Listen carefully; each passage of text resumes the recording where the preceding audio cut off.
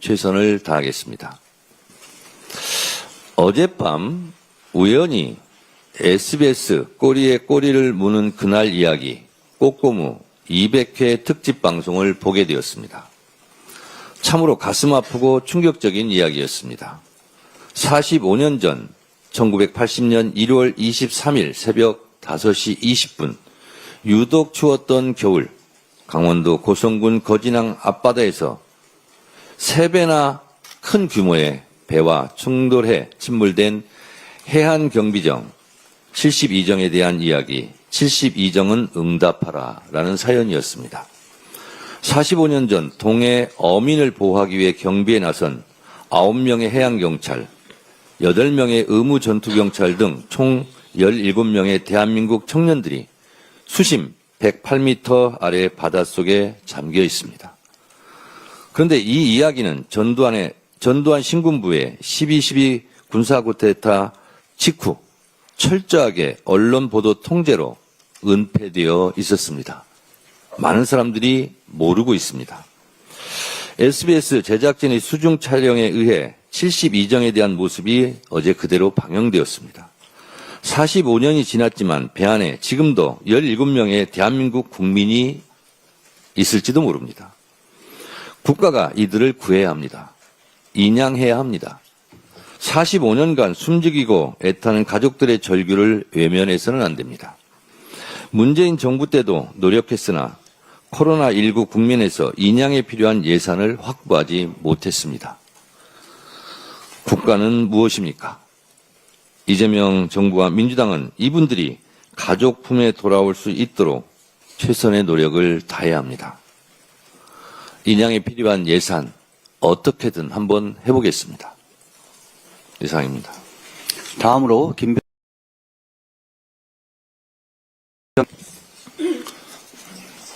적극 재정과 규제 개선으로 지역 경제의 활력을 구인철 재정 집행 방침은 이를 위한 중요한 출발점입니다. 중앙정부와 지방정부의 불용 예산을 필요한 곳에 신속히 투입하면 지역 경제의 중요한 버팀목이 될 것입니다. 지역 제한 경쟁 입찰 범위를 넓히고 지방정부의 공공조달 자율성을 높이는 것 역시 규제 개선의 큰 흐름과 맞닿아 있습니다. 주요 공공기관 투자도 69조 원 규모로 확대한다면 정부 정책의 파급력은 훨씬 커질 것입니다. 민주당은 지역경제 회복과 규제 개선 중 어느 하나도 소홀히 하지 않겠습니다. 예산과 결산의 심사 과정에서 정부가 재정을 얼마나 적극적으로 집행했는지 꼼꼼히 확인하겠습니다. 올해 재정은 제때 쓰고 불필요한 규제는 과감하게 없애겠습니다. 민간과 지역경제의 활력이 되살아날 때까지 정부와 공공부문의 역할을 지속적으로 강화하겠습니다. 이런 사람이 한때 나라의 대통령이었다는 사실이 참담합니다. 지난 19일 한덕수의 재판에 증인으로 출석한 내란숙의 윤석열의 발언은 충격적이었습니다.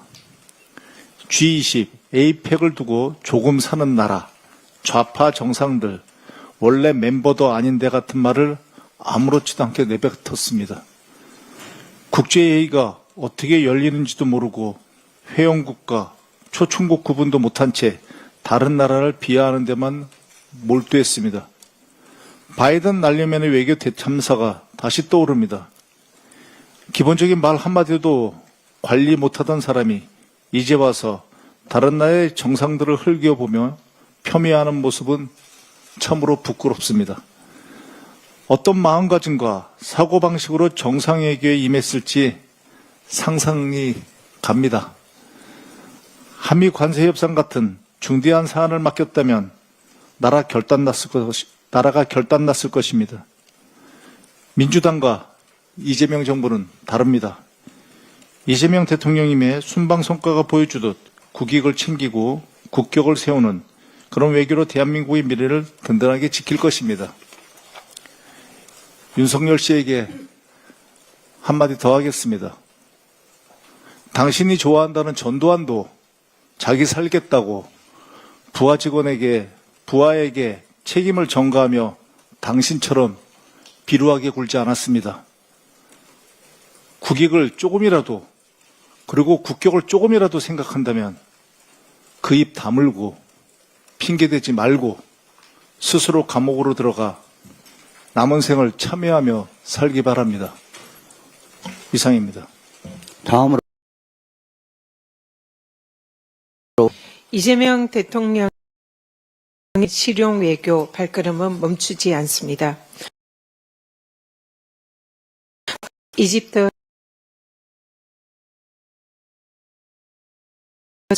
포괄적 경제 동반자 협정 추진 협의로 폭넓은 경제 협력 기반을 구축했습니다. 방산과 교육, 문화 협력 분야로 다 분야로 협력을 추진하기로 했습니다.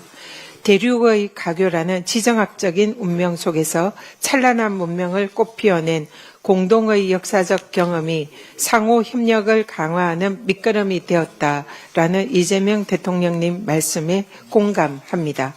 상대국 문화에 대한 이해와 존중이 대한민국 외교의 품격을 더하고 있습니다. 민주당은 남아공 G20와 튀르키예 방문 일정도 순항리에 마칠 수 있도록 끝까지 뒷받침하겠습니다. 신안 여객성 자초 사고 승객 전원 구조는 발빠르게 대응한 정부와 구조대원들이 함께 이뤄낸 팀워크의 결과입니다. 정말 수고 많으셨습니다.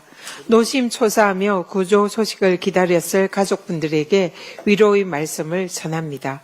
경상을 입은 탑승객들의 쾌유를 빕니다.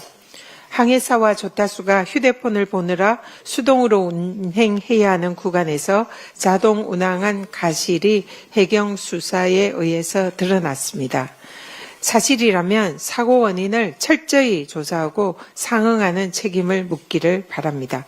민주당은 정부와 함께 재발 방지책 마련에도 만전을 기하겠습니다. 민의의 전당 국회를 불법 점거한 난동꾼들에게 솜방망이 처벌을 내린 법원 결정에 깊은 유감을 표합니다. 의원직 유지형 선고는 사법정의의 훼손이자 국회 선진화법을 무력화시킨 것입니다.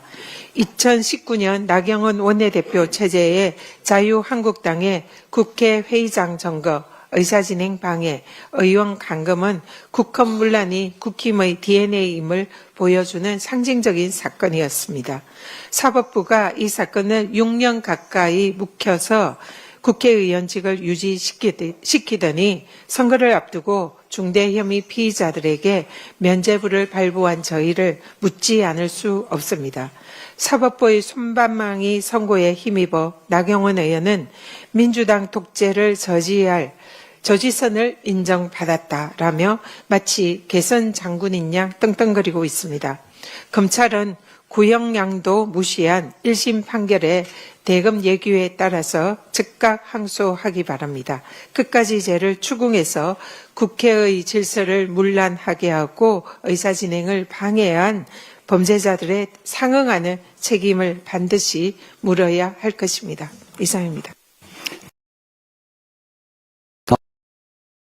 이어서 비슷한 내용의 발언을 좀 이어가겠습니다. 어제 국민의힘 의원들에 대한 패스트트랙 재판 1심 선고가 있었습니다.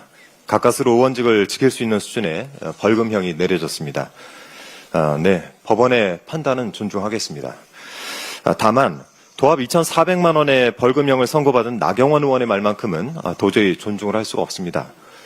어제 나경원 의원은 자신의 의원직이 유지된 데 대해서 법원이 민주당 독재를 막을 최소한의 저지선을 인정했다라고 말했습니다. 나 의원의 이 말은 곧 이번 선고가 법원의 정치적 판결이었다라고 주장을 하는 것이나 다름이 없지 않겠습니까? 나 의원은 정적 사건을 6년 동안이나 사법재판으로 가져온 것이 유감이다라는 취지로 말하기도 했습니다. 그래서 이재명 대통령의 공직선거법 위반 사건은 단 9일 만에 대법원 전원합의체에서 파기환송 결정을 내렸던 것입니까? 나경원 의원도 빠르게 유죄를 확정지을 수 있도록 남은 재판들도 신속히 진행되어야 한다는 것, 이것이 국민의 판단일 것입니다. 그런데 이 나 의원은 항소 계획에 대해서는 조금 더 검토해보겠다라고 발을 뺐습니다. 어차피 이 의원직은 지켜냈으니까 항소에 실익이 없다라고 판단하는 것이겠죠. 나 의원 본인이 어제 선고 후에 무죄가 나오지 않아 아쉽다라고 한 것으로 알고 있는데요. 항소 포기하지 마시고 끝까지 법원의 판단을 받아보시길 바랍니다. 대장동 재판에 대해 검찰이 항소하자는 데에 대해서도 그렇게 비난을 하던데 저는 반드시 항소하실 것이라고 기대를 해봅니다. 이 대장동 재판 이야기가 나온 김에 말씀을 좀 드리겠습니다. 나경원 의원이 대장동 개발 수익을 환수하기 위한 특별법을 대표 발의하겠다 이렇게 공언을 했던데요. 이 대장동 개발 수익에 유난히 관심이 많은 것 같은데 쟤보다 제밥에 관심이 많은 것 아니냐라는 오해를 사지 않기 위해서는 좀 자중을 하셔야 되겠습니다. 우연인지 대장동 개발 사업지로부터 직선거리 1km가량 떨어진 곳에 나 의원 남편이 토지의 지분 일부를 보유하고 있던데요. 물론 1988년도에 공유지분을 매매했기 때문에 모종의 이익을 받았는지 어땠는지는 알 수가 없는 일입니다. 하지만 판교대장 도시개발 사업에 결합 도시개발구역 지정고시가 나기 보름 전에 어느 회사가 다른 공유자의 지분을 매수하고 그 공유지분을 여러 명에게 쪼개 판 사실은 의미심장합니다. 지금이야 마치 기획부동산처럼 되어버렸지만 한때는 개발 특수를 노려봄직한 땅이었던 것이 아닌가 싶습니다. 그러니까 대장동 개발과 재판에 대해서는 최소한 나경원 의원은 언행을 삼갈 필요가 있겠습니다. 나경원 의원에 대한 이번 선고 결과가 국민적 아쉬움과 분노를 일으키는 것은 그동안 나 의원의 행각 때문일 것입니다. 도대체 반성이라고는 찾아볼 수 없는 나 의원에 대해서 이번만큼은 확실하게 단죄하길 바라는 민심이 있었기 때문입니다. 지난 문체위 국정감사에서 나경원 의원이 명예회장으로 재직 중인 사단법인 스페셜 올림픽 코리아 즉 SOK의 사유와 의혹에 대한 지적이 있었습니다. 이 나 의원의 딸이 SOK가 주최한 페스티벌 사업에 지속적으로 관여했는데 나 의원이 2023년 문체부에 이 사업의 예산을 증액하라고 압력을 넣었다는 내용이 이모경 문체위 간사를 통해서 폭로가 됐습니다. SOK 사유화 문제는 이미 2019년에 민주당을 통해서 거세게 제기된 바가 있습니다.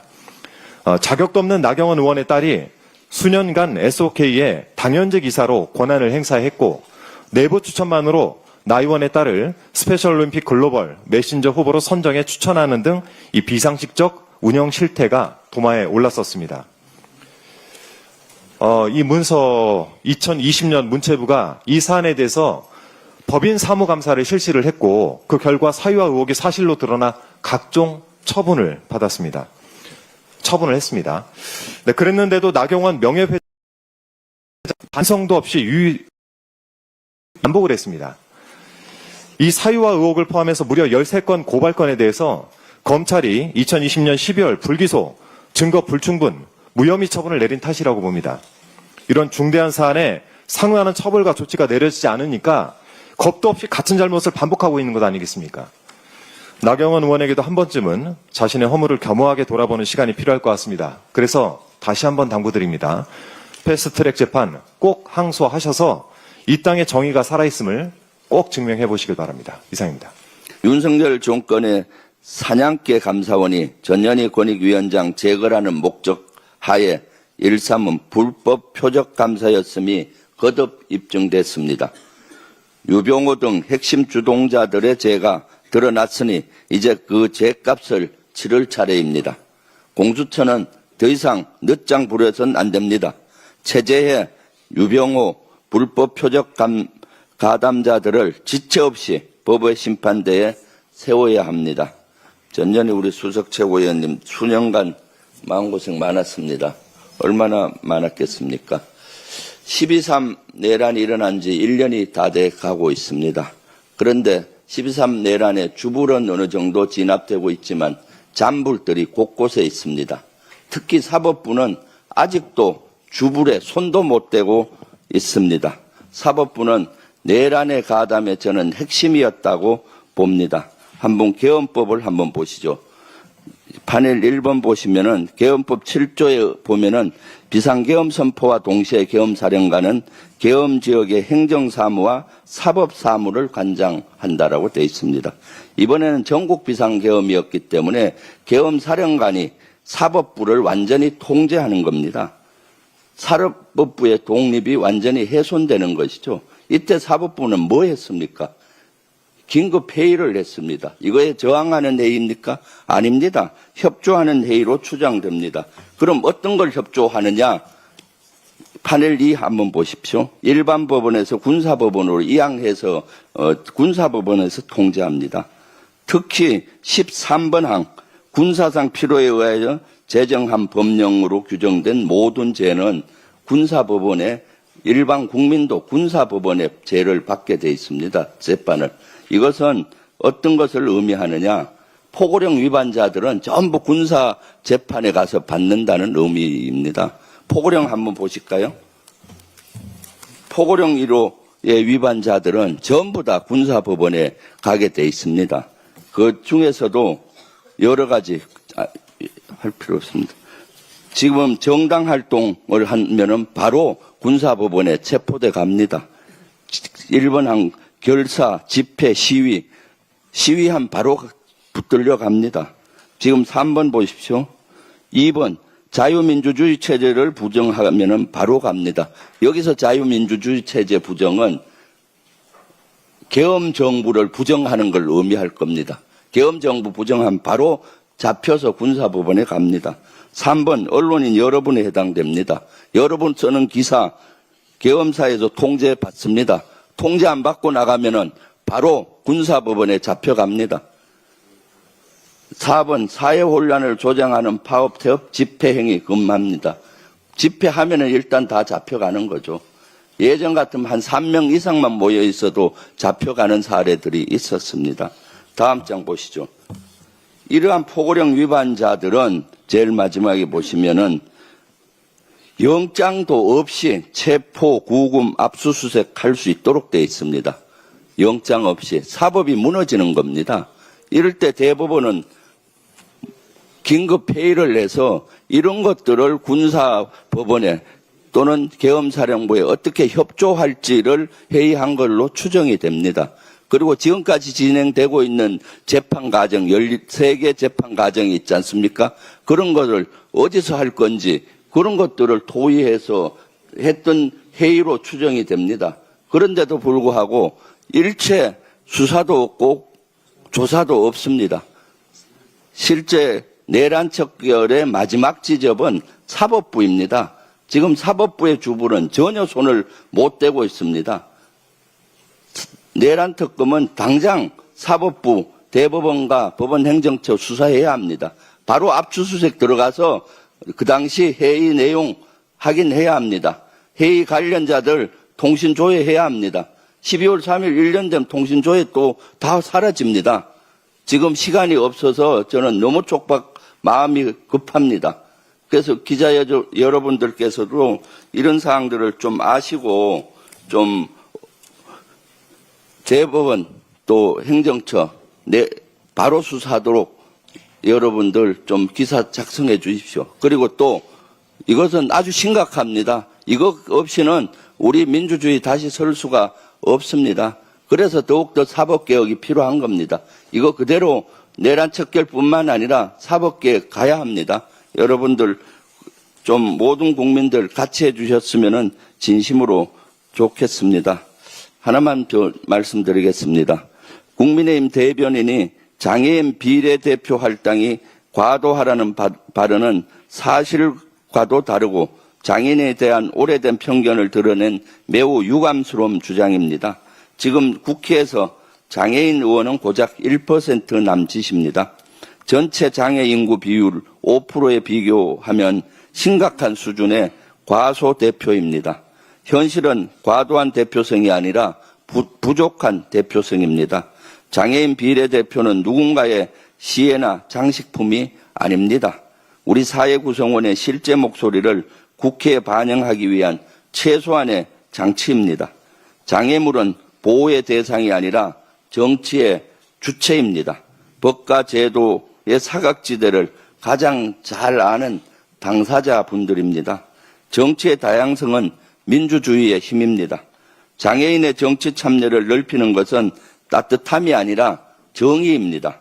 우리 사회가 더 성숙해지는 길입니다. 민주당은 장애인 대표성 확대를 위한 제도 논의에 적극 나서도록 하겠습니다. 이상입니다. 다음으로 이현주 최고위원의 발언이 있겠습니다. 네, 어젯밤 강원도 인제군에 산불이 발생해서 주민들이 긴급 대피하고 소방당국이 밤새 진화 중이라고 합니다. 산불이 더 이상 번지지 않고 인명 피해 없이 완전히 진화될 때까지 소방당국과 지자체는 만전을 기해 주시기를 당부드립니다. 6년 전 국회 패스트트랙 신속 처리 안건 충돌 사건으로 재판을 받아온 국민의힘 나경원 의원과 송원석 원내대표 등 국민의힘 의원들이 재판에서 벌금형 수천 수백만 원의 벌금형을 선고받았습니다. 6년 7개월 만인데요. 늦어도 너무 늦었습니다. 언뜻 보기에는 높은 영향을 받은 것처럼 보이지만 국회법 위반에 대한 벌금은 낮아서 국회의원 자격을 유지하는 데는 지장이 없다고 합니다. 국회 선진화법의 가장 큰 취지는 국회에서의 물리적 충돌을 방지해서 이른바 동물국회를 민주적 절차를 준수하는 선진국회로 바꾸자는 것이었습니다. 아무리 동의할 수 없는 내용이라도 폭력을 써서야 되겠습니까? 게다가 당시 여당이었던 한나라당의 주도로 통과된 국회 선진화법이었습니다. 그럼에도 불구하고 2019년 당시 자유한국당 의원들에 의한 조직적, 집단적 감금과 폭행, 회의실의 점거가 일어나고 몸싸움과 고성, 심지어 빠루까지 등장했습니다. 정작 법을 만드는 국회의원들이 앞장서서 법을 어기고 무법천지를 만들었는데 무슨 염치로 국민들에게 법을 지키라고 하겠습니까? 아마도 대다수 국민들이 납득하지 못할 것입니다. 더구나 그러한 집단적 폭력 사태에 대해서 재판부가 솜방망이 판결을 내림으로써 국민들에게 그러한 불법 폭력 사태도 용인될 수 있다라는 메시지를 준 셈입니다. 흉기로도 악용될 수 있는 빠루를 들고 집단적으로 폭력적 감금 사태가 일어났다면 여러분도 아시다시피 일반 국민들이었으면 폭력 행위 등 가중처벌에 관한 특별법에 의해서 아주 중형을 면치 못했을 사건입니다. 그런데도 국회의원이란 특권으로 선처받는다면 대한민국의 공정한 법 질서는 없음을 선언하는 거나 진배 없다고 생각합니다. 결국 우리 사회 전반의 무질서로 이어져서 국가의 존재 자체가 형해화될 수 있는 그런 사건입니다. 동료 의원들의 처벌 문제라서 조심스럽지만 그럼에도 불구하고 공적으로 우리는 법 질서를 수호해야 하는 책임을 가진 국회의원으로서 참으로 유감입니다. 이런 상황인데도 나경원 의원은 기자들 앞에서 무죄 선고가 아니어서 아쉽다라고 했다고 하니 참으로 적반하장이 아닐 수가 없습니다.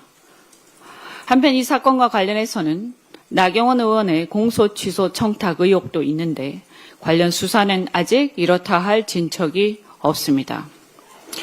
특히 이 사건은 한동훈 전 장관이 작년 국민의힘 당대표 경선에서 직접 폭로한 건인 만큼 법질서 추호와 사필 규정을 위해서라도 해당 사건을 명명백백히 밝히는데 적극 협조하기를 촉구합니다. 20여 년간 끌어온 론스타와의 분쟁이 마침내 배상금 영원 우리 정부의 완승으로 마무리되었습니다. 내란 이후 국가 시스템이 흔들린 어려운 상황에서도 국제법무국을 중심으로 재판부를 설득해낸 정성호 법무부 장관과 직원들의 노고에 깊은 감사와 경의를 표합니다. 이번 승소는 초국가적 투기자본의 요구를 기각시킨 값진 성과로 ISDS에서의 국가 재정과 금융 주권을 지키는 데 이정표가 될 사례라고 생각합니다. 그런데 이 사건을 두고 한동훈 전 장관이 언론을 통해서 마치 혼자 승소를 이끌어낸 것처럼 주장하면서 현 정부의 공적을 폄훼하는 행태를 보이고 있어서 한마디 하겠습니다. 이번 승소는 특정 개인의 성과가 아니라 대한민국 정부 전체와 공직자, 전문가들이 오랜 기간 쌓아온 전문성이 만든 결과입니다. 이런 론스타 사건 같은 초대형 분쟁 소송은 뒤로 갈수록 더 중요해지는 구조입니다.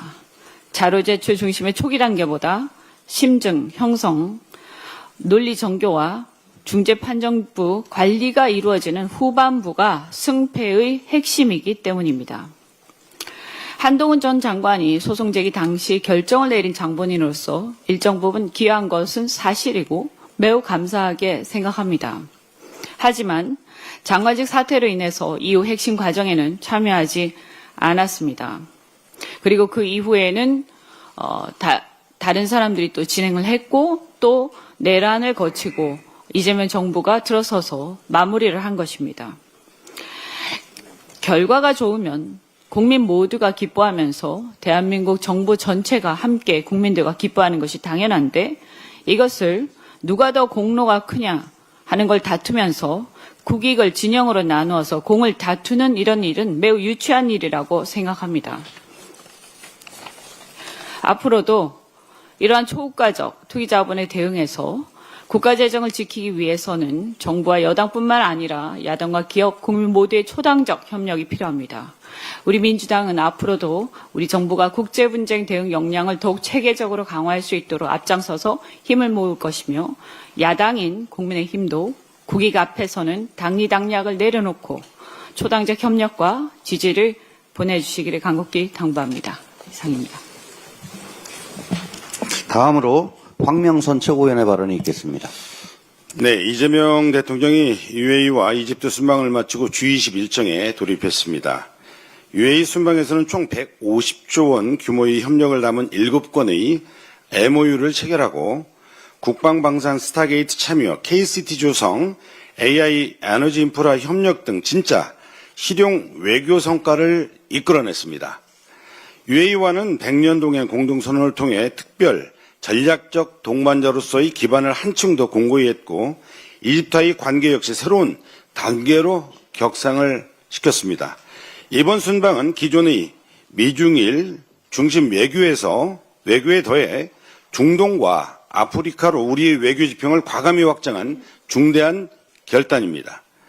글로벌 사우스의 핵심 국가들을 경제 영토 확장, 공급망 재편, 에너지 다변화 전략 속에 새롭게 묶어내면서 우리 미래 산업과 국가 전략을 장기적 관점에서 다시 설계하는 토대를 마련했습니다. 이재명 정부의 이러한 외교적 성과가 경제 성장과 같은 실질적 변화로 이어지기 위해서는 국회의 신속한 후속 입법이 필수적입니다. 국회가 발빠르게 제도적 장치로 뒷받침해야 외교적 성과가 국민의 이득으로 돌아오고 산업 현장의 결실로 이어질 수 있습니다. 민주당은 대미투자특별법, K스틸법, 석유화학 산업지원특별법 등의 법안을 신속하게 처리해서 정부의 외교적 성과가 국민의 삶의 변화로 이어질 수 있도록 속도를 내겠습니다.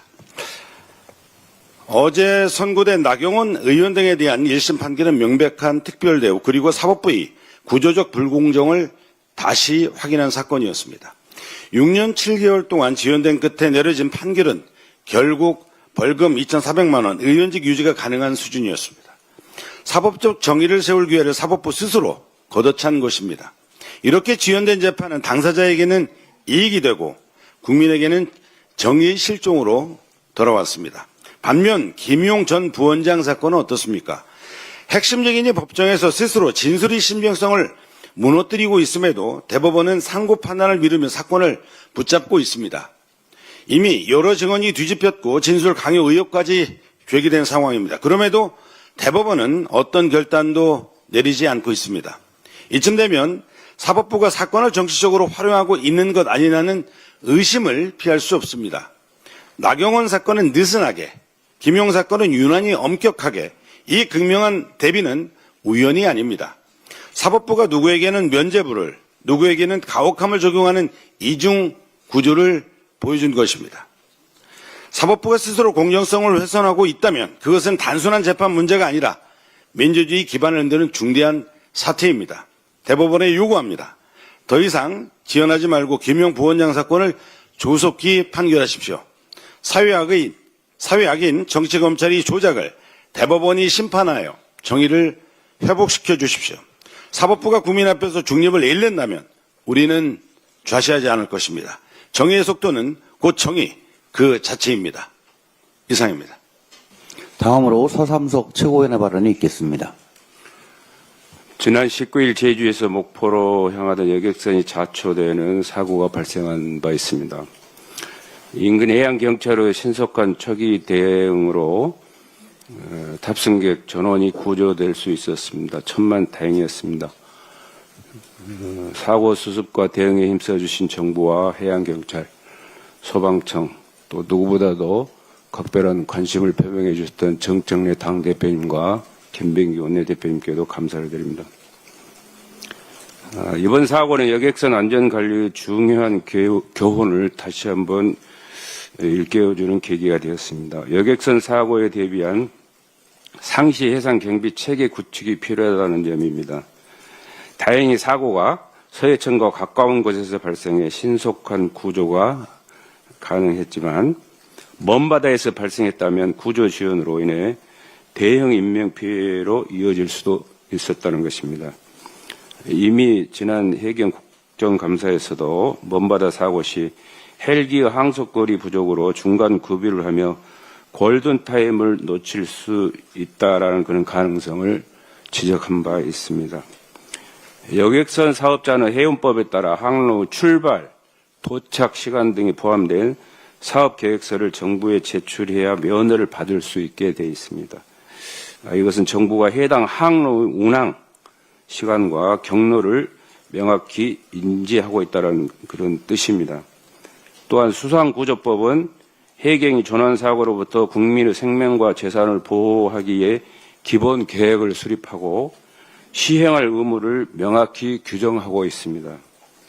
해경은 구조시간 단축을 위한 투자와 노력이 필요하며 실효성을 높이기에 여객선 탑승객 수와 운항 밀집도를 고려한 해상 경비 계획 수립을 전면 재검토할 것을 요구합니다. 다시 말해서 예정된 대형 여객선 항로에 따른 해경과 함정의 근무 환경 조성이 필요하다는 것입니다. 또한 이번 사례는 항로의 안전을 국가가 직접 책임지는 여객선 공영제 도입 필요성도 강하게 시사하고 있습니다. 정부는 국민의 생명권 보호를 최우선으로 삼아 기민한 대응으로 이용객이 안심할 수 있도록 기구, 인력, 예산을 포함한 해경의 경비 체계를 거듭 다시 한번 재정비를 요구하고 여객선 공영제 도입도 조속히 도입할 것을 촉구합니다. 이상입니다. 끝으로 박지원 최고위원의 발언이 있겠습니다. 국민의힘이 한미 관세 협상에 국회 비준을 요구하면서 국익 발목 잡기를 계속 중입니다. 협상 조건이 불리했던 9월에는 왜 빨리 협상안에 서명하지 않느냐고 정부를 몰아세우더니 막상 더 나은 조건으로 협상을 타결해오니 이제는 특별법이 아니라 국회 비준이 필요하다면서 시간을 끌고 있습니다. 특별법과 국회 비준 중에 우리가 취해야 할 전략은 국익 관점에서 보면 명확합니다. 자동차 관세는 하루라도 빨리 내려야 하고 무역전쟁 상황이 어떻게 될지 모르니 우리가 유연하게 대응할 여지는 남겨놔야 합니다. 이런 환경에서 특별법은 안 되고 국회 비준을 하자는 것은 경제적으로나 외교적으로나 자해행위입니다. 우리 완성차 수출 절반이 대미 수출입니다.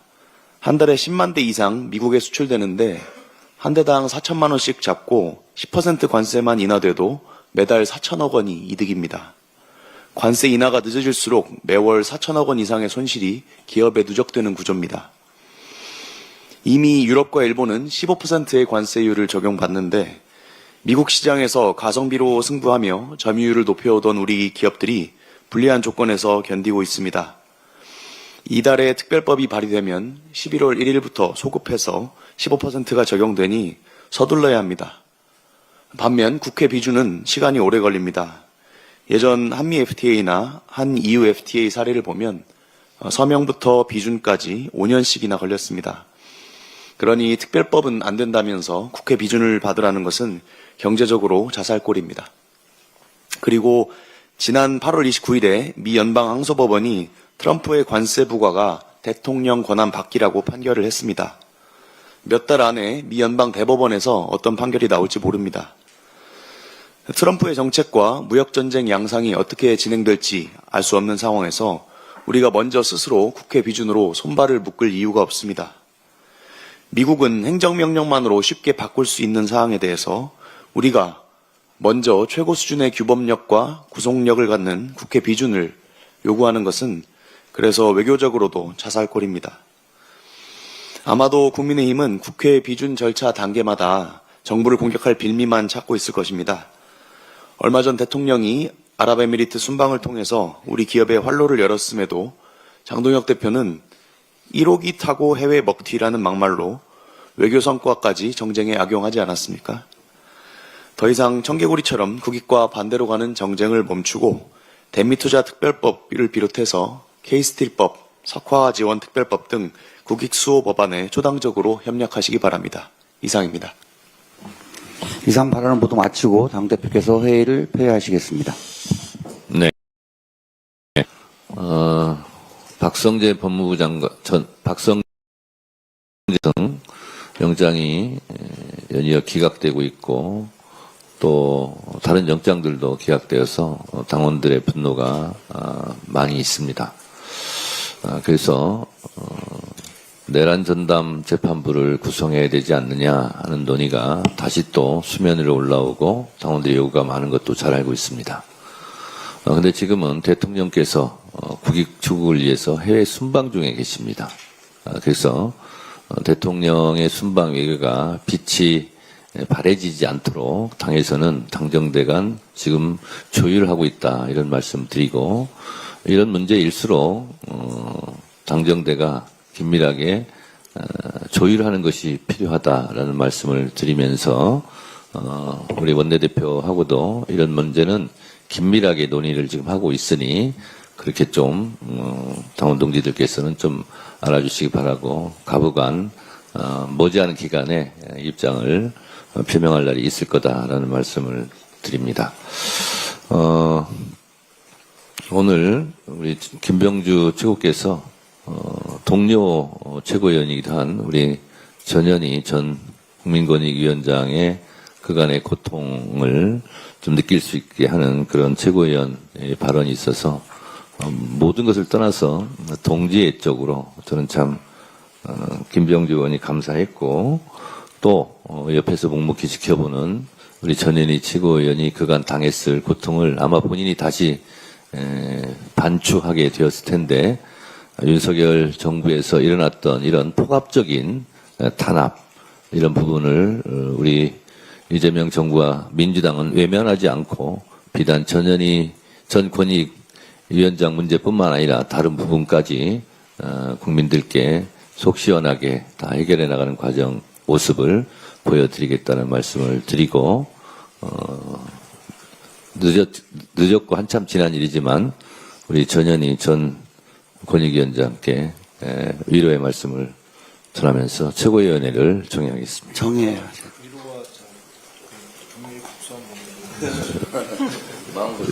위로와 응원의 박수를 부탁드리겠습니다.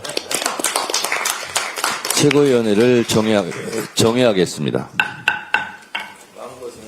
이재명 대통령께서 G20을 계기로 아프리카와 중동의 4개국을 방문하고 있습니다. 이재명 대통령께서 아랍에미리트와 이집트 두 나라와의 정상회담을 성공적으로 마쳤습니다. 외교 무대에 있을 때마다 정말 준비가 잘 되어 있다는 것을 실감합니다. 아랍에미리트는 우리와 특별 전략적 동반자 관계입니다. 이재명 대통령은 이번 순방을 통해 아랍에미리트와 7건의 양해각서를 체결했습니다. AI, 첨단기술, 과학, 우주, 통상, 지식재산, 의학, 원자력 등 다양한 분야에서 상호 협력을 다짐하며 새로운 100년 동행을 위한 전방위적 협력을 약속했습니다.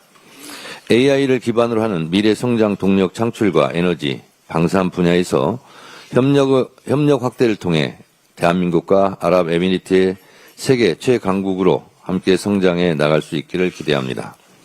이집트와는 수교 30년을 맞이한 정상회담이었기에 더 의미가 깊었습니다. 무역에서의 협력뿐만 아니라 교육, 문화 분야에서의 교류도 다지며 양국의 우애를 확인했습니다. 특히 중동 구상을 통해서는 대한민국 평화 외교의 지평을 크게 열었다고 평가합니다. 중동 국가들이 한반도 평화를 일관되게 지지해온 것처럼 대한민국도 중동 평화를 위한 노력에 적극 동참할 것이며 함께 손잡고 평화 협력의 폭을 넓혀 나가자는 제안이었습니다. 한강의 기적과 나일강의 기적이 만나 세계 평화의 기적을 함께 이루어 나갈 수 있기를 기대하고 응원합니다. 더불어민주당은 이재명 대통령의 빛나는 외교적 성과를 든든히 뒷받침하며 대한민국의 국격을 드높이고 국익을 다지기 위한 우리 정부의 노력에 적극 동참할 것입니다. 지난 19일, 20일 치러진 전당원 투표 의견 청취 결과가 나왔습니다. 완전한 당내 민주주의의 실현, 당원 주권의 시대로 나아가기 위한 역사적인 투표에 참여해 주신 당원 동지들께 깊이 감사드립니다.